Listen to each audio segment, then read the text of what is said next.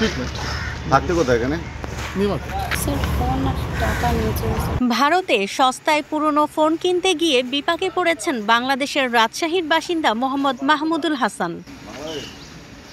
কলকাতা পুলিশের দাবি, OLX-এ বিজ্ঞাপন দেখে তিনি দুটো পুরনো মোবাইল ফোন কিনেছিলেন, কিন্তু সেই ফোন দুটি ছিল চুরি যাওয়া।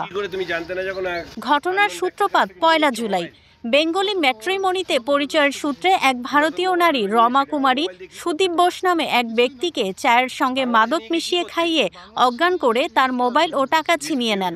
পরে তদন্ত নেমে বিমানবন্দর থানা পুলিশ রমা কুমারীকে গ্রেপ্তার করে। তার স্বীকারোক্তিতে উঠে আসে মাহমুদুল হাসানের নাম। এরপর পার্ক স্ট্রিটের একটি গেস্ট হাউস থেকে তাকে গ্রেপ্তার করে কলকাতা পুলিশ। বাংলাদেশি মাহমুদুল হাসান চিকিৎসার জন্য কলকাতায় গিয়েছিলেন।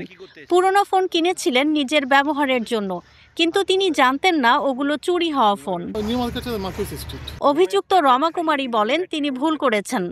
পুলিশ এখন খতিয়ে দেখছে এই মোবাইল চোরাচালান চক্র কতদিন ধরে সক্রিয় এবং চুরি যাওয়া মোবাইলগুলো অপরাধমূলক কাজে ব্যবহার হয়েছে কিনা।